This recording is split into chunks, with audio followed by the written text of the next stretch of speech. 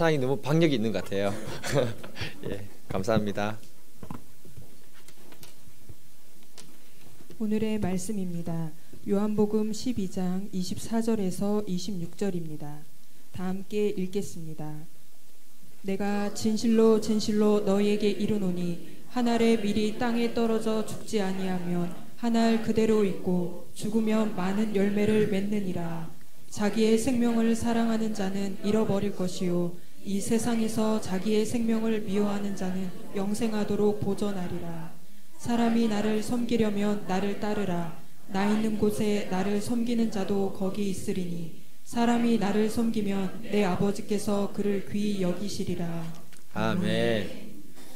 우리 옆 사람하고 인사하겠습니다. 하나님은 당신을 존귀하게 생각하십니다. 네.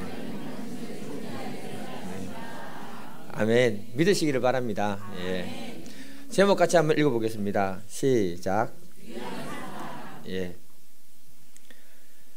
사람은 이 친구 간에도요, 정말 이 귀한 친구가 있는가 하면은 그냥 만나면 대면대면 거리는 사람도 있습니다. 예. 손님 중에도 보면요, 굉장히 귀한 손님이 있는가 하면은 좀 평범한 손님, 그냥 인사하는 정도의 손님이 있습니다. 우리 집에 많은 물건들이 있는데요, 그 중에 귀하게 생각하는 물건도 있고요, 그렇지 않는 물건도 있습니다. 저는 학생 때부터 지금까지 살아오면서 이 교회분들에게 정말 섬김과 사랑과 도움을 굉장히 많이 받았습니다.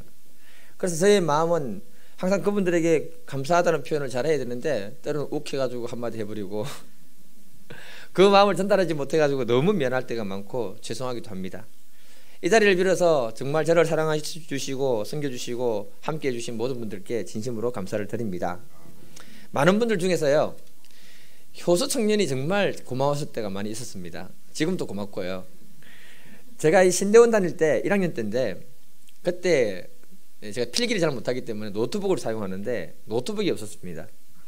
근데 그 사정을 이 효소 청년이 어떻게 알고는 노트북을 새 걸 하나 딱 사준 거예요. 와, 이 정말 감동이었어요. 예. 예, 지금 없기 때문에 그냥 얘기하는 겁니다. 그때 제 재산 목록 1호가 바로 이 노트북이었습니다. 그 효소 청년의 그 마음이 들어있는, 예. 그리고 학교에서 공부했던 자료들이라든지 신학 자료 다운받아놨던 것들 전부 그 안에 다 들어있었습니다. 그런데 한날은 그 노트북을 잃어버린 거예요. 그때처럼 제가 절망이 되고 앞이 캄캄한 적은 없었습니다. 제가 그날 너무 바쁘게 왔다 갔다 하다 보니까 어디서 잃어버렸는지 그걸 모르겠는 거예요. 그래가지고는 비가 그날 부슬부슬 내리고 있었는데 제가 성군동에 볼일 보러 갔다가 그때 차 문을 잠궈 놓지 않았기 때문에 혹시 그때 가방이 그 안에 있었는데 누가 가방을 가지고 갔는가 싶어가지고는 당구장, 만화방 이런 거 전부 다 뒤졌습니다. 오락실 이런 데까지 있잖아요. 혹시 노트북을 훔쳐간 사람이 있는가 싶어가지고, 네, 다 뒤졌습니다. 없는 거예요. 그때 제가 느낀 마음이 무엇이냐면은 성경에 보면 예수님이 한 마리 양을 찾기까지 찾았던 그 심정을 제가 배울 수 있었습니다. 예수님이 양 한 마리가 매우 귀했다면은 저는 그 노트북이 너무너무 귀했던 겁니다. 알고 보니까요, 제가 교회 식당에 두고 나가면서 잊어버린 거예요. 그런데 다른 분이 내 노트북이라는 것을 알고는 옆에 잘 모셔놓은 겁니다. 그대로 가만 놔뒀으면 제가 발견했을 건데, 그 노트북을 다시 찾았을 때 천하를 얻는 기분이었습니다. 예, 그거는 여러분 모르실 겁니다. 정말 귀한 것이었습니다. 그러니까 오늘 이와 같이 오늘 말씀도 보면은 하나님도 정말 우리를 귀하게 여기는 사람이 있다고 합니다. 귀하게 여긴다는 것은 하나님의 온갖 축복으로 그 사람을 축복해 주시고 싶다는 말씀인 줄 믿습니다. 이곳에 있는 저와 여러분들이 이런 특별한 믿음의 사람이 되기를 주님의 이름으로 축복해 드립니다. 오늘 말씀을 통해서 우리가 주님께 귀하게 쓰임받는 그런 분들이 되시고 또 하나님 아버지의 마음을 같이 한번 배워볼 수 있기를 축복합니다. 예수님은 어떤 사람이 하나님께 귀하게 귀한 존재가 된다고 말씀하십니까? 26절을 같이 한번 읽어보겠습니다. 시작. 사람이 나를 섬기려면 나를 따르라. 나 있는 곳에 나를 섬기는 자도 거기 있으리니 사람이 나를 섬기면 내 아버지께서 그를 귀히 여기시리라. 아멘. 예수님은 말씀하십니다. 예수님을 섬기는 사람이 되려면 예수님을 따르라 라고 하십니다. 그리고 예수님은 자기가 있는 곳에 예수님을 섬긴 사람도 같이 있게 할 것이다 이렇게 말했습니다. 그러면서 말씀하십니다. 하나님은 예수님을 섬기고 따르는 그 사람을 아주 귀하게 생각하신다 이렇게 말했습니다. 다시 말하면 하나님은 독생자 예수를 귀하게 생각하고 섬기는 그 사람을 나도 귀하게 여겨주겠다, 이렇게 말씀하시는 겁니다. 여기서 귀하게 여기다는 말은 헬라 말로 보니까 티마오라는 말인데요, 가치나 값을 정하다, 선물 또는 상을 수여하다, 이런 뜻이 그 안에 들어있습니다. 무슨 말인가 하면은 하나님은 하나님의 아들 독생자 예수를 섬기는 사람을 아주 가치 있는 사람으로 여겨주신다는 것입니다. 그리고 그 사람에게 상을 주시거나 선물을 주시는 분이시다, 이렇게 말씀하고 있는 것입니다. 로마서 8장 17절, 자녀임은 또한 상속자 곧 하나님의 상속자여 그리스도와 함께한 상속자니 우리가 그와 함께 영광을 받기 위하여 고난도 함께 받아야 할지니라. 사도 바울이 말합니다. 우리가 얼마나 존귀한 자들인가? 하나님의 상속자들이라고 말씀하고 있습니다. 예수님께 상속된 그 모든 것을 다 우리가 상속받는 믿음의 사람이라고 말씀하고 있습니다. 그리고 그에게 있는 영광을 우리가 같이 누린다고 말씀하고 있습니다. 계시록 22장 5절에 보면 하나님이 기이 여기는 사람들에게 이런 축복을 주신다고 합니다. 그들이 세세토록 왕노릇 하리로다. 하나님의 아들을 섬긴 예수의 사람들은 영원한 세계에서 왕의 권세를 가지고 왕같은 삶을 산다고 말씀하고 있습니다. 그래서 저와 여러분들을 왕같은 제사장이라고 부르는 것입니다. 이 말씀 속에는요, 예수님이 이 세상 마지막을 심판하실 때에 예수님과 같이 심판자의 자리에서 우리를 앉혀주시고 심판하는 존재로 세워주신다는 것입니다. 우리는 죄로 죽을 기인이었습니다. 두려움으로 벌벌 떨어야 되는 그런 사람들이었습니다. 그런 피고인의 자리가 아니라 심판자의 자리에서 세워서 우리를 축복하신다고 말씀하고 있는 것입니다. 그러니 얼마나 우리에게 큰 축복을 주시는 것입니까? 하나님 아버지께서는 아들 예수를 섬기는 사람을 이같이 존귀 여기주실 줄 믿습니다. 왜 이렇게 하나님 아버지가 우리를 이렇게 높여주실까요? 그 아들 예수에게 하는 것이 곧 하늘 아버지께 하는 것이기 때문에 그런 것입니다. 어떤 부모든지 자기 자녀는요 엄청 사랑합니다. 여러분, 자기 자녀에 대한 눈이 객관적인 눈으로 볼까요? 항상 주관적인 눈으로 볼까요? 100% 주관적입니다. 예. 그래서 자기 자녀는 내가 볼 때는 좀 아닌 것 같은데 칭찬을 해주면 너무너무 기뻐하고 즐거워하는 거예요. 그래서 장사하는 사람들이 장사를 잘할 때 뭐를 어떻게 하느냐면은 엄마들이 애를 데리고 와요. 그러면 애가 조금 이쁜데 엄청 이쁜 것으로 막 칭찬해 주는 거예요. 그리고 애를 봤는데 좀 못생겼어요. 칭찬할 게 없어요. 그러니까 뭐라고 하느냐면은 아주 영특하게 생겼네요, 튼튼하게 생겼네요, 이렇게 막 칭찬을 해줍니다. 그럼 엄마는 기분이 좋아가지고 그렇죠, 그리고 이것도 사고 저것도 사고 막 사는 거예요, 이렇게. 그런데 자기 자녀를 흉을 보게 되면은 굉장히 기분이 상합니다. 자식된 입장도 마찬가지입니다. 남편이 친정 엄마 잘못을 덜쳐내면 말은 맞아요. 그런데 아내 기분은 굉장히 상하는 거예요. 마찬가지로 아내가 시어머니의 그 험을 보면은 틀린 말이 아니에요. 그런데 남편은 자존심이 상한다는 것입니다. 그런데 남편이나 아내가 서로 상대방의 부모님을 칭찬해 주게 되면 기분이 굉장히 좋습니다. 왜 그렇습니까, 여러분? 사랑하는 가족이기 때문에 그런 것입니다. 가족은 한 몸이기 때문인 줄 믿습니다. 이처럼 하나님 아버지도 아들 예수님을 사랑하고 섬기는 사람을 기뻐한다는 것입니다. 왜냐하면 하나님은 그 아들 예수를 사랑하기 때문에 그런 것입니다. 그 사람에게 하나님은 상을 주시고 존귀하게 여겨주시는 줄 믿습니다. 마가복음 14장을 보게 되면은 베다니 나병 환자 집에 시몬 집에 예수님이 식사할 때였습니다. 그때 한 여자가 매우 값진 향유 옥합을 가지고 왔습니다. 그 향유 옥합을 깨뜨려서 예수님 머리에 부었습니다. 그 여인이 누군지는 정확하지는 않지만 어떤 사람은 7 귀신에 붙들렸던 막달라 마리아라고 하는 사람이 있고 어떤 사람은 창녀 마리아라고 하는 사람이 있습니다. 어쨌든 이름은 마리아입니다. 예. 그녀가 예수님께 도움을 받았던 것입니다.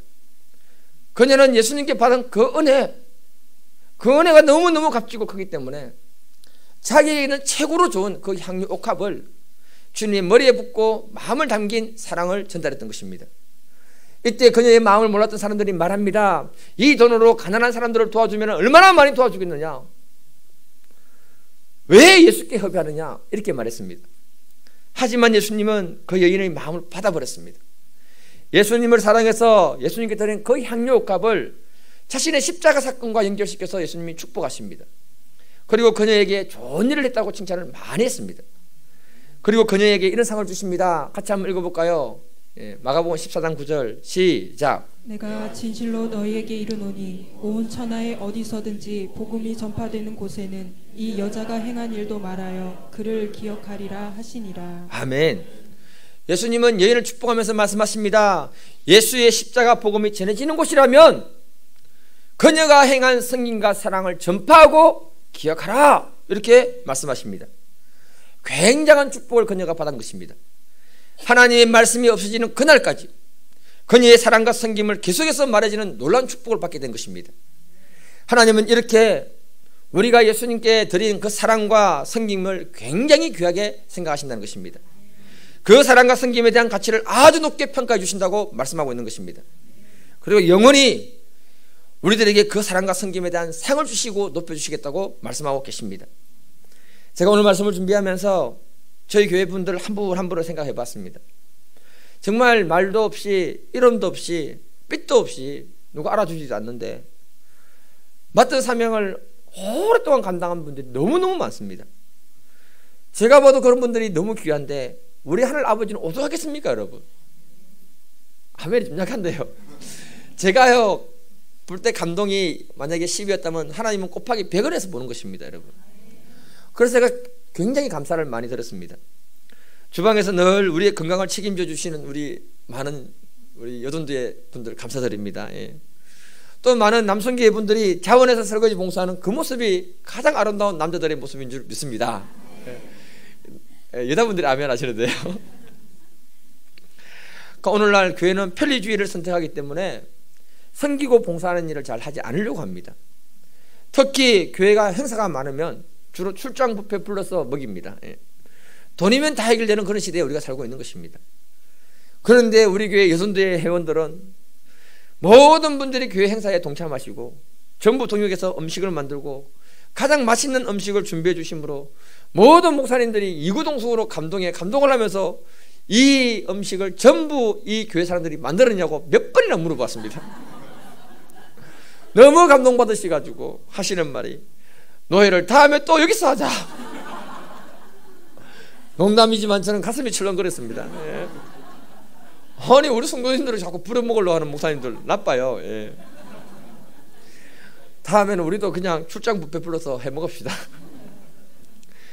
여러분들이 너무 수고하는 그 모습이 제 개인적으로는 참 미안하고 고마웠습니다. 사실 부목사였을 때는요 그냥 얻어먹기만 하면 배만 부르면 기뻤습니다.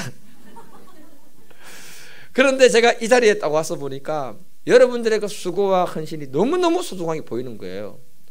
그러면서도 제가 하나님 편에서 생각했습니다. 여러분들의 수고 헌신이 바로 하나님 기뻐 받으시는 가장 아름다운 향기로운 제물이 되는 줄 저는 믿습니다. 추수감사 예배를 준비할 때요 온 마음을 들여서 준비하시는 분들 볼 때 너무 감사했습니다. 어떤 분은 깔끔하게 화단 청소를 다 해주시고요 환경미화까지 해주셨습니다. 또 찬양대 전도까지 우리가 예수님을 사랑하기 때문에 생기는 일인 줄 믿습니다. 그래서 하나님이 정말 여러분 한 분 한 분들을 귀한 사람들로 인정하시고 자랑하실 줄 믿습니다. 여러분들이 기도만 하면 하나님 바로 응답하실 줄 저는 믿습니다. 왜냐하면 하나님이 여러분들의 섬김과 헌신을 다 지켜보시고 여러분들을 귀한 존재로 생각하시기 때문인 줄 믿습니다. 반드시 여러분들의 삶을 존귀하게 높여주실 줄 저는 확신합니다. 그렇다면 하나님의 아들 예수를 섬긴다는 것이 도대체 구체적으로 무엇일까요? 섬기다를 국어사전에 찾아보니까 공경하여 받들어 모시다 라고 되어 있습니다. 그런데 우리가 예수님을 공경하여 받들어 모시기가 쉽지가 않습니다. 왜냐하면 예수님은 우리 눈에 보이지 않기 때문에 그렇습니다. 그래서 성경은 예수님을 섬기는 것이 이런 것이다 라고 말합니다. 우리가 헐벗고 가난한 자들에게 옷과 쌀을 나눠주고 목마른 자들에게 시원한 냉수 한 그릇 떠주는 그것이 바로 나에게 한 것이라고 말씀하셨습니다. 또 전도를 하거나 교회 청소를 하거나 반찬을 만들어 오거나 이 모든 일이 우리 주님을 위한 일인 줄 믿습니다. 선교사들이 왔을 때에 그들을 사랑하고 섬기는 그것이 선교사의 상급을 우리가 받게 되는 것인 줄 믿습니다. 이 모든 것이 다 주를 위한 것이란 것입니다.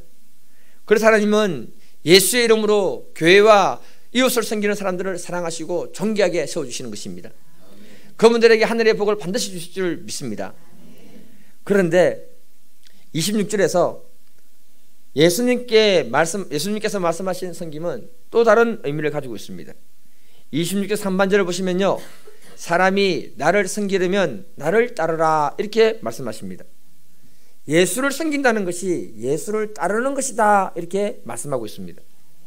나를 따르라 이 말을 보니까 헬라어로 보니까 아콜로 페이토라는 말인데 무슨 말이냐면 계속 따라간다는 뜻입니다. 여러분, 이게 무슨 말일까요? 여러분, 예수님이 어디로 가시든지 뭘 하시든지 간에 묵묵히 계속 따라가는 그것이 바로 예수님을 섬기는 것이다 이렇게 말하는 것입니다.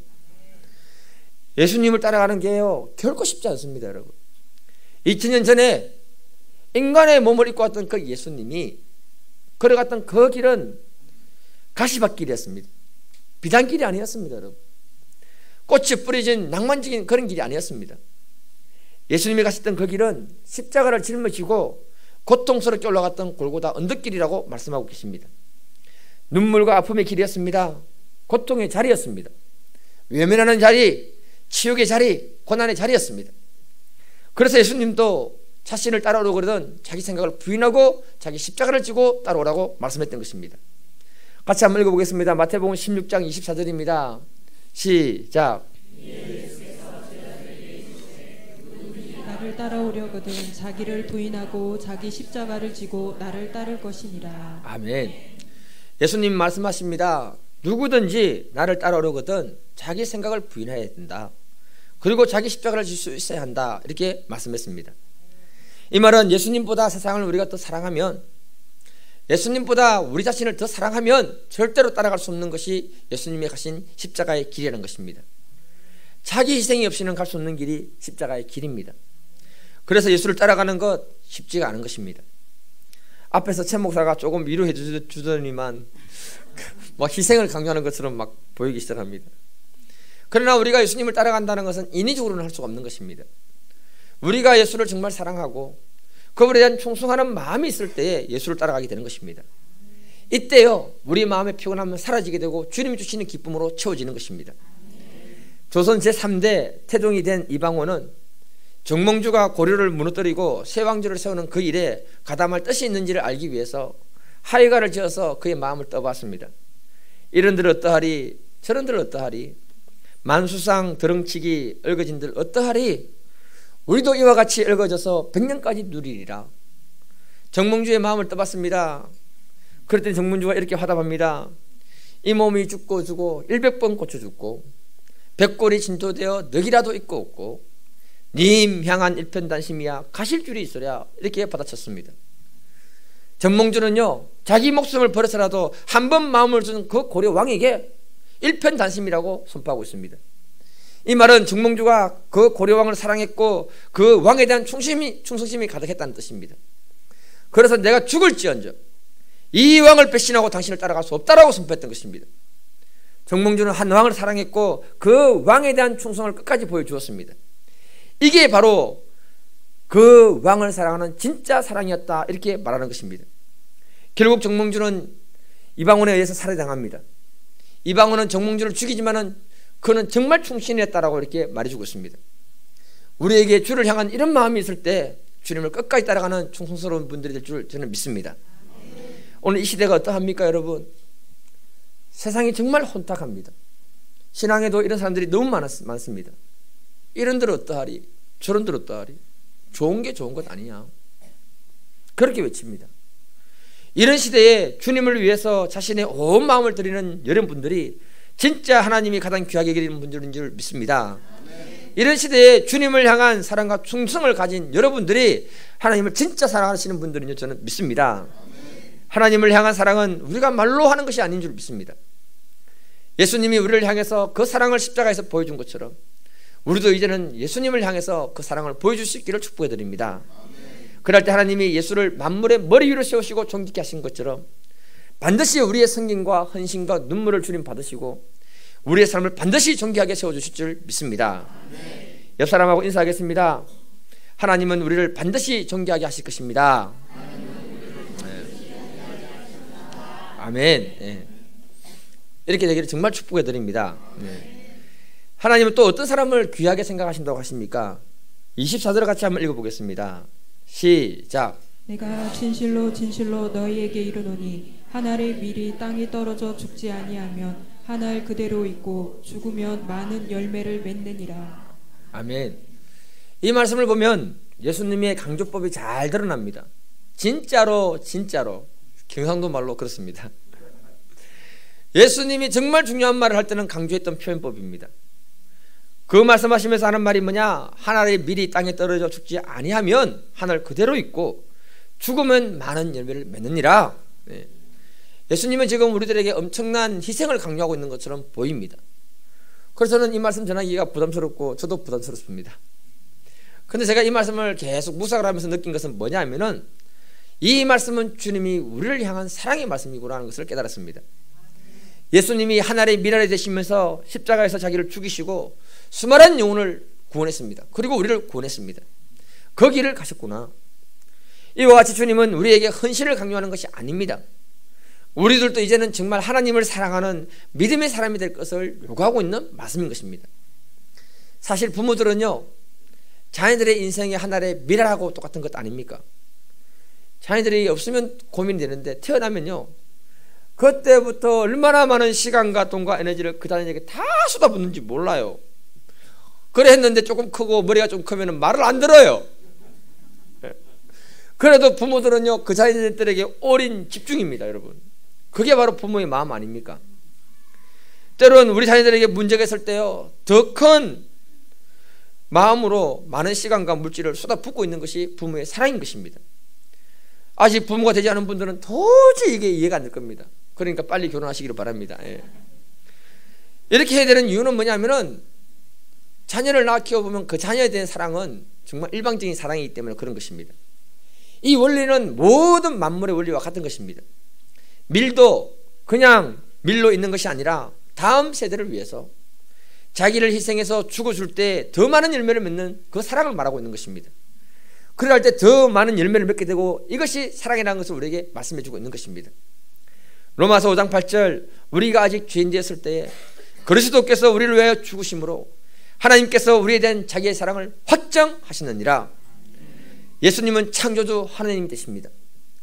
그런데 우리가 죄로 말미암아 고난당하고 있는 그 모습 볼 때 가슴이 너무 아파서 자신이 친히 사람이 되셨고 자신이 친히 십자가에 못 박혀 죽으심으로 우리의 하나님의 미랄이 되어주시고 우리를 구원하신 것입니다. 그리고 십자가를 통해서 하나님의 사랑이 무엇인지를 우리에게 친히 확정시켜 주셨다고 말씀하고 있습니다. 예수님이 하나님의 미랄이 되었다는 것은 사랑인 것입니다. 사랑 속에 생명이 탄생하는 것입니다. 그 사랑 속에 생명이 힘을 얻는 줄 믿습니다. 이 사랑을 베푸는 사람들을 하나님은 정말 귀한 사람으로 여겨주신다는 것입니다. 저와 여러분들이 이 시대에 예수님의 사랑을 보여줄 수 있는 믿음의 사람으로 살 수 있기를 축복해 드립니다. 그 삶이 가장 귀하고 축복된 삶인 줄 믿습니다. 정필도 목사님이 제 교회는 무릎으로 세워진다, 개인적으로 세 번 읽은 책은 이 책밖에 없습니다. 그 책에서 이런 이야기를 소개하는데요, 정필도 목사님이 중학생 때 미국의 밥 피어스 목사님이 오셔가지고 부흥회를 열었다고 합니다. 그때 그분이 전한 내용이 평생 자기 가슴에 새겨지고 그 마음으로 목회를 했는데 지금 같은 목회를 했다고 이렇게 말하고 있습니다. 그 내용이 뭐냐면은 밥 피어스 목사님이 홍콩에 갔을 때 숙박할 장소가 없었다고 합니다. 그래서 한 호텔에 들어가서는 혹시 미국인 중에 혼자 사는 방이 있으면은 그 방에 침대를 하나 더 넣고 같이 잘 수 없느냐 이렇게 부탁을 해서 알아봤더니 마침 미국 사람 한 사람이 있어가지고 그 방에 침대를 하나 더 넣고 이분이 같이 잠을 자게 된 것입니다. 그 목사님이 너무 고단해가지고 바로 골아 떨어졌대요. 근데 잠결에 들어내니까 옆 침대에 자고 있는 그 젊은 청년이 사람이 막 커녁게 울기 시작하는 겁니다. 그 소리에 잠을 깼다고 합니다. 그러니까 피곤한 사람의 잠을 깨울 정도로 그 사람이 얼마나 이게 크게 울었으면 그렇게 잠을 깨웠겠습니까? 잠을 깨서 보니까 이분이 자고 있으면서 펑펑 울고 통곡을 하고 있는 거예요. 깬 게 아니고. 그래서 밥 피어스 목사님이 생각하기를 이 사람의 마음에 얼마나 큰 슬픔이 있으면 이렇게 우는가 싶어서 깨웠다고 합니다. 그리고 말하기를 무슨 일이 있는지는 모르겠지만 내가 당신을 도울 수 있다면 돕겠다. 내가 목사다. 이렇게 말했습니다. 그랬더니 그 사람이 하는 말이 저는 네팔 선교사인데요. 그래서 네팔 사역을 할 때 정말 한 약 10년 동안 사역을 했는데 아무런 열매가 없었다고 합니다. 게다가 딸 아이가 동네에 나가서 흙을 만지고 놀다가 그만 나병에 걸려버린 거예요. 그래서 그 딸 아이를 하와이에 있는 나병 치료 시설에 보내고 다시 집으로 돌아가는 중이라고 말했습니다. 그러면서 딸 아이하고 생명일별하고 오는 그 아버지의 그 마음이 얼마나 힘들었겠습니까? 그리고 선교를 오랫동안 했지만 아무런 열매가 없었을 때 죄책감과 함께 좌절감에 빠진 것입니다. 그래서 그는 그 밤에 결심을 하고 잠을 잤다고 합니다. 내가 무슨 자격으로 선교를 하겠는가? 열매는 없고 아이는 병들었고 이제 집에 돌아가면 아내하고 짐 싸서 미국으로 돌아가리라. 그 마음을 먹고 잠을 잤다고 합니다. 그런데 그날 그 밤에 주님이 꿈속에서 이분을 만나주신 거예요. 그리고는 주님이 애원을 하더랍니다. 너까지 선교를 그만두면 그곳에 있는 영혼을 누가 구원하며 복음을 전하겠느냐? 너까지 그만두면. 꿈속에서 주님이 자기를 붙들고 애원하더랍니다. 그 애원하는 소리에 통곡하기 시작했던 것입니다. 자기는 선교비만 축내고 있는, 세월만 보내고 있는 사람이라고 생각했는데 주님은 네팔의 영혼을 사랑해서 자신의 삶을 내어준 그 자체를 주님은 너무나 귀하게 생각하다는 것입니다. 그리고 그 자질을 지키는 그것을 더 하나님이 원하시더라는 겁니다. 한 영혼을 향한 주님의 그 마음과 애절함이 전달되었을 때 자기도 모르게 통곡하면서 울게 됐다고 말했습니다. 이 이야기를 정빛동 목사님이 어린 시절에 듣고는 평생 영혼을 위한 하나님의 미랄이 되어야겠다, 그 마음을 가지고 목회를 했다고 말씀하고 있습니다. 그렇습니다. 우리 주님은 우리를 너무 사랑해서 하나님의 미랄이 되셨습니다. 그리고 우리들이 이제는 하나님의 미랄이 되는 사람이 되기를 기대하고 계시는 게 바로 주님이십니다. 그 주님이 우리를 존귀하게 생각하실 줄 믿습니다. 요한 4장 11절 사랑하는 자들아 하나님이 이같이 우리를 사랑하셨은즉 우리도 서로 사랑하는 것이 마땅하도다. 사도 요한이 말합니다. 하나님이 정말 우리를 사랑했다. 그래서 십자가에서 자기를 내어드리고 우리 하나님의 미랄이 되어주셨다. 그러니 이제 우리도 서로 사랑하는 것은 마땅하다, 당연한 것이다, 이렇게 말씀하고 있습니다. 우리의 심령에 주님의 그 사랑이 충만해지기를 축복해 드립니다.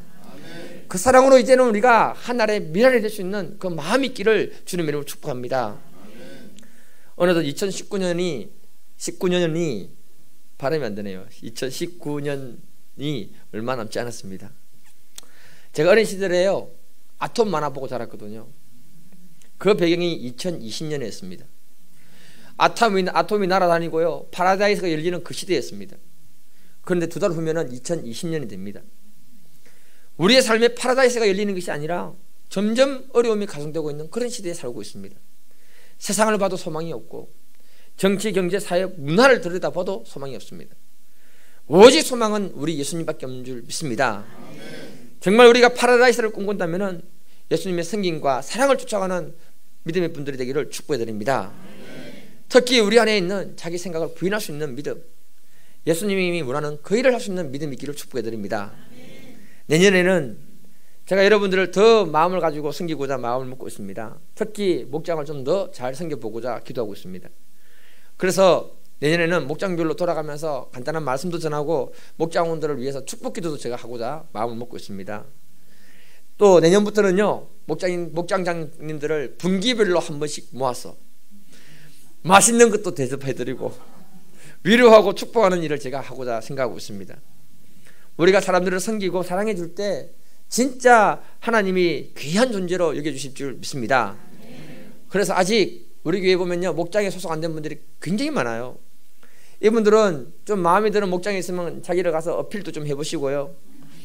또 목장에서 분가가 필요하신 분들은 새롭게 분가를 해서 새로운 사람들을 많이 영업하고 섬길 수 있기를 축복해 드립니다.